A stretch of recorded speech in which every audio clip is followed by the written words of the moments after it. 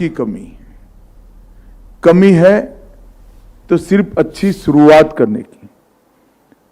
और आज एक ही कार्यक्रम में दो अच्छी शुरुआत हम कर रहे हैं और मुझे आनंद है कि हम कोऑपरेटिव के माध्यम से कर रहे हैं। एक तो हमारी जो भारत सरकार की, जिसने भारत सरकार ने शुरू किया,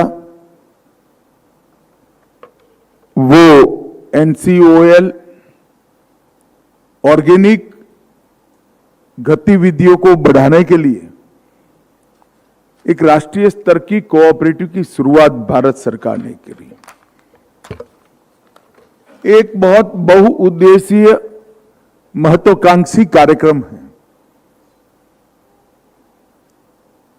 आज पूरा विश्व ये चीज को स्वीकार कर चुका है कि खान पान में विषैले तत्वों के मात्रा बढ़ने के कारण कैंसर से लेकर मधुमेह से लेकर उच्च रक्तपात से लेकर थायराइड तक की अनेक बीमारियां लोगों के शरीर को अपना घर बनाकर रह रही। 140 करोड़ लोगों की आबादी के इस देश के अंदर बीमारियों का इलाज करने की जगह बीमारी न हो ऐसा खान पान लाना बहुत उचित चीज है। और इसलिए हमने ऑर्गेनिक खेती पर बहुत ज्यादा ध्यान देने की शुरुआत देश के प्रधानमंत्री नरेंद्र मोदी जी के नेतृत्व में की है। एक जमाना था जब मानते थे कि ऑर्गेनिक खेती का स्वीकार करने से किसान का आय कम हो जाएगा, मगर मैं गुजरात से आता हूं। गुजरात जैसे राज्यों में लाखों किसानों ने ऑर्गेनिक खेती को स्वीकार किया है। देसी गाय के गोबर को एक विशिष्ट प्रक्रिया से ऑर्गेनिक खाद में बदलकर एक गाय से 21 एकड़ खेती सफलतापूर्वक कर 1 ग्राम खाद डाले बगैर 1 मिलीलीटर पेस्टिसाइड डाले बगैर 1.25 गुना उत्पादन गुजरात में आज किसान ले रहे हैं। और इसमें से एक किसान आपके सामने खड़ा है। एक गाय से 21 एकड़ खेती हो सकती है।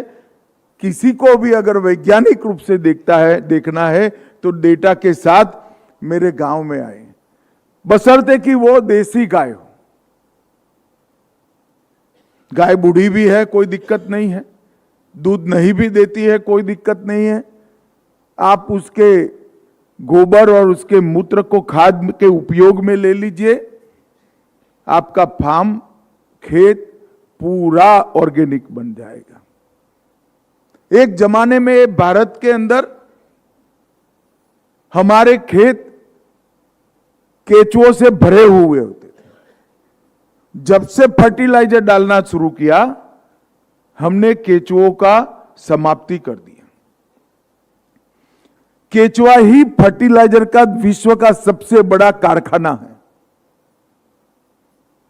संपूर्ण खाद अगर कहीं से हमें मिल सकता है तो केमिकल प्रक्रिया से संपूर्ण खाद बन ही नहीं सकता।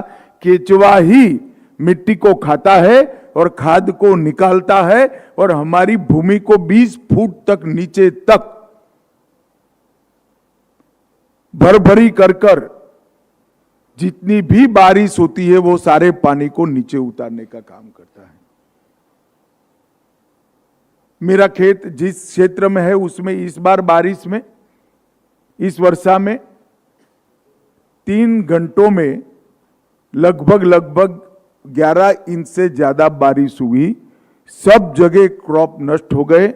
जिन्होंने ऑर्गेनिक खेती अपनाई थी एक बूंद पानी खेत के बाहर नहीं गया है, सारा पानी जमीन के अंदर उतर गया है।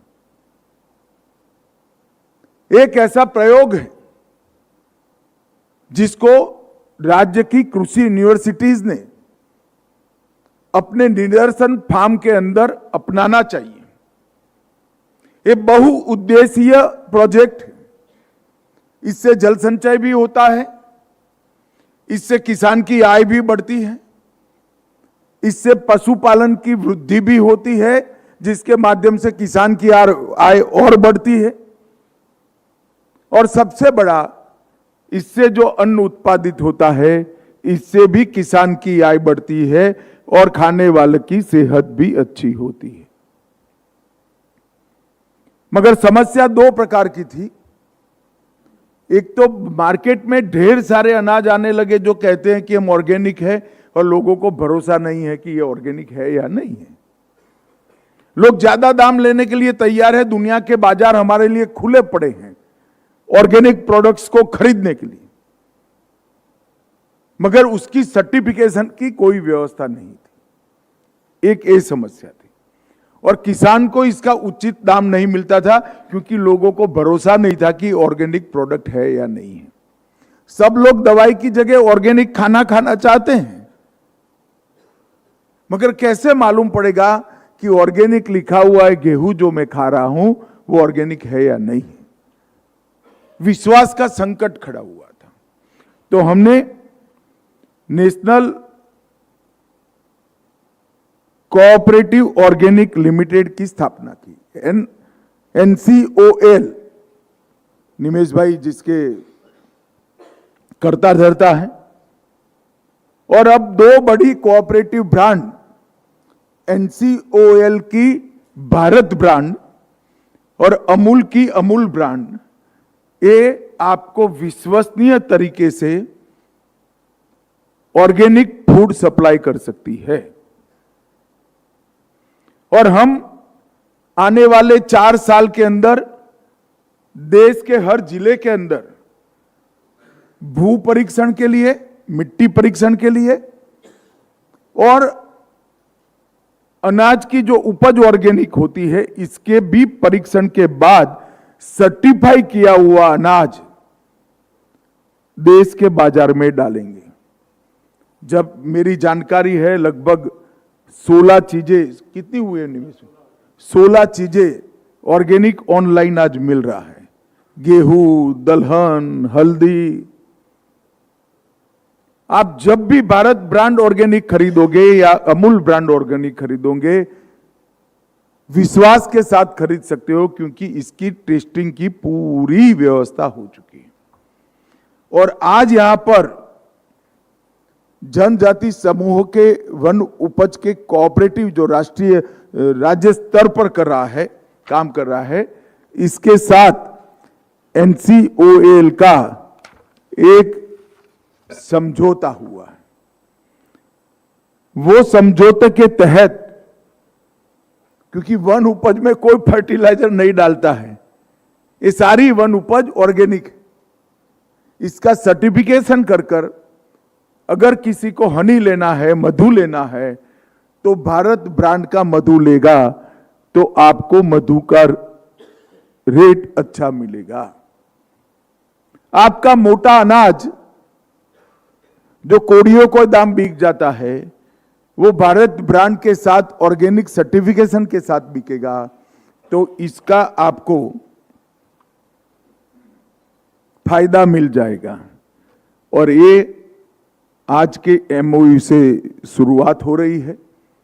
मेरा छत्तीसगढ़ शासन के को भी आग्रह है कि जिनकी जिम्मेदारी है वन उपजों को अच्छे दाम दिलाने की, उन लोगों ने इसके सर्टिफिकेशन, इसके अच्छे आकर्षक पैकिंग और इसके मार्केटिंग के लिए NCOL का संपर्क करना, इसको और सुचारू रूप से शुरू करना चाहिए। मुझे इससे भरोसा है कि ढेर सारे आदिवासी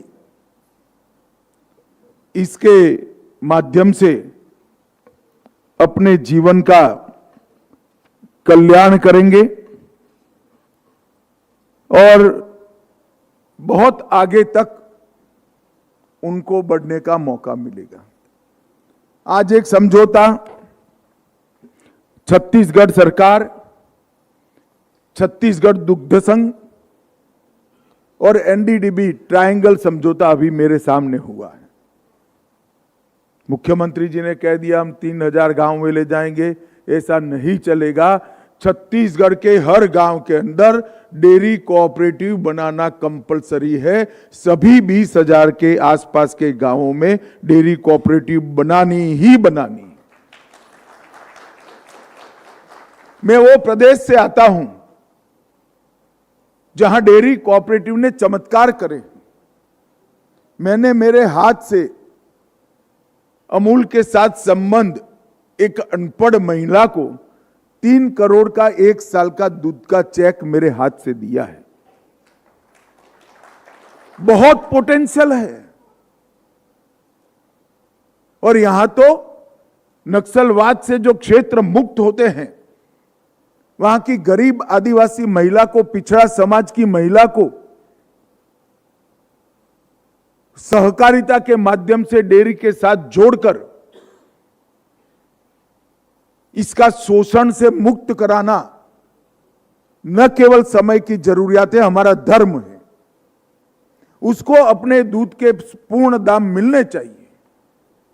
वो केवल और केवल कोऑपरेटिव व्यवस्था में ही मिल सकते हैं, क्योंकि कोऑपरेटिव व्यवस्था में मुनाफा जो है वो अंततोगत्वा वो महिला के पास, वो महतारी के पास वापिस जाता है जो पशु को पालती है। एक आइडियल कोऑपरेटिव व्यवस्था बनाने के लिए छत्तीसगढ़ में कूट कूट कर पोटेंशियल पड़ा है। आपके पास पानी की कोई कमी नहीं है। काम कर सके ऐसी माताओं की, बहनों की कोई कमी नहीं है। आपके पास घास चारे की कोई कमी नहीं है। कमी सिर्फ व्यवस्थापन की है कि जो दूध का उत्पादन बढ़ेगा वो बहन के पास कैसे जाएगा। इसकी व्यवस्था कोऑपरेटिव सोसाइटी करेगी। मैं कोऑपरेटिव सेक्रेटरी, मुख्यमंत्री और उप मुख्यमंत्री को विनती करना चाहता हूं कि 5 लाख किलोग्राम प्रतिदिन दूध का जो लक्ष्य रखा है उसको आप कृपया बदलिए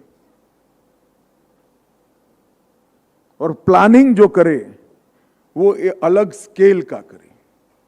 भैंस देनी है, गाय देनी है, इसकी संख्या बढ़ाइए। कोऑपरेटिव सोसाइटी का रजिस्ट्रेशन बढ़ाइए और कोऑपरेटिव सोसाइटी में किसानों का, माताओं का रजिस्ट्रेशन बढ़ाइए। एक बार 2 गाय या 2 भैंस उनको दे दी तो गाय बूढ़ी हो जाएगी तो खाद के काम में आएगी और जब तक दूध दे पाएगी वो आपके घर में सोना बरसाएगी। ये पूरी व्यवस्था छत्तीसगढ़ राज्य के हर गांव में dairy cooperative multipurpose dairy PACS बनाने की जिम्मेदारी छत्तीसगढ़ सरकार ने उठानी चाहिए। और मिल्क प्रोसेसिंग के लिए एनडीडीबी आपके छत्तीसगढ़ सहकारिता दुग्ध उत्पादक सहकारिता संघ है, इसको जो सहायता चाहिए वो देगी। निमेश भाई यहां बैठे हैं, इनको पैसों की कमी न पड़े इसकी चिंता आप करिए, क्योंकि इस क्षेत्र में दूध कोऑपरेटिव सिर्फ गरीब माताओं को संपन्न बनाने का जरिया नहीं है। इस क्षेत्र में दूध कोऑपरेटिव ये नक्सलवाद से मुक्त हुए क्षेत्र में फिर से नक्सलवाद न आए इसका भी जरिया है। अगर घर में संपत्ति आती है, बच्चा काम करता है, बच्चा पढ़ता है, कुपोषण की समस्याएं सॉल्व हो जाती है, तो कोई नहीं हाथ में बंदूक उठाना चाहता। मगर ये हमारी जिम्मेदारी है कि इसको हम आगे बढ़ाएं। दूध प्रोसेसिंग का लक्ष्य आपने 4 लाख किलोलीटर रखा है, इसको भी बदलिए। और खरीदी का लक्ष्य जो 5 लाख किलोलीटर रखा है उसको भी बदलिए। स्पैन आप बड़ा कर सकते हैं, 3 साल की जगह 5 साल कर दीजिए, मुझे कोई आपत्ति नहीं है, क्योंकि ये ग्रेजुअली होने वाला काम है। मगर लक्ष्य छोटा मत रखिए। और लक्ष्य दुग्ध उत्पादन का रखने की जगह लक्ष्य हर गांव में डेयरी कोऑपरेटिव और हर किसान डेयरी कोऑपरेटिव का मेंबर, वो लक्ष्य रखिए। तो अपने आप दूध का उत्पादन बढ़ जाएगा, अपने आप इसका प्रोसेसिंग बढ़ जाएगा। तो आज ये जो दोनों काम यहां पर हो रहे हैं, ये दोनों काम आने वाले दिनों में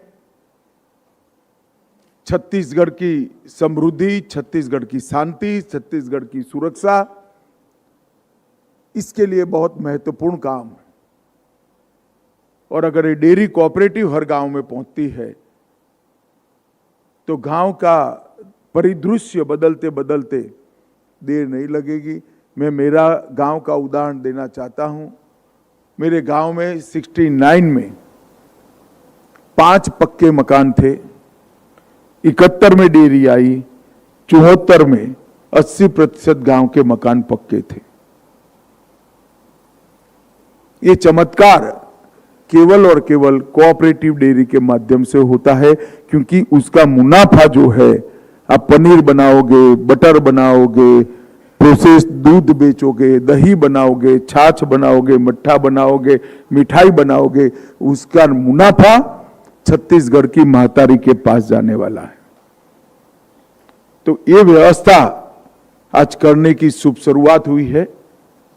मेरा छत्तीसगढ़ के मुख्यमंत्री और उप मुख्यमंत्री से निवेदन है कि आप स्वयं इसका मॉनिटरिंग करिए।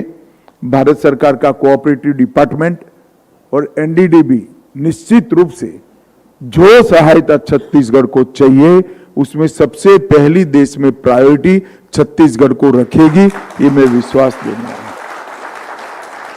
तो आज मेरे सामने प्रतिनिधियों के रूप में डेयरी से जुड़ी हुई महिला किसान और वन उपज से जुड़े हुए सब कोऑपरेटिव के मेंबर और डेयरी से जुड़े हुए कोऑपरेटिव के भाई भी बैठे हैं।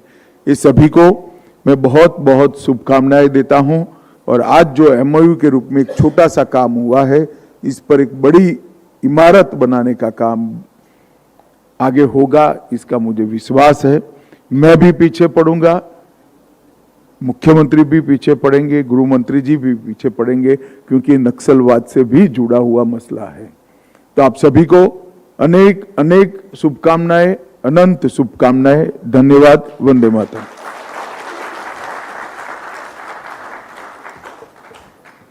बहुत बहुत धन्यवाद माननीय केंद्रीय मंत्री महोदय। आपके सुझाव से निश्चित तौर पर छत्तीसगढ़ और बड़ी खबर इस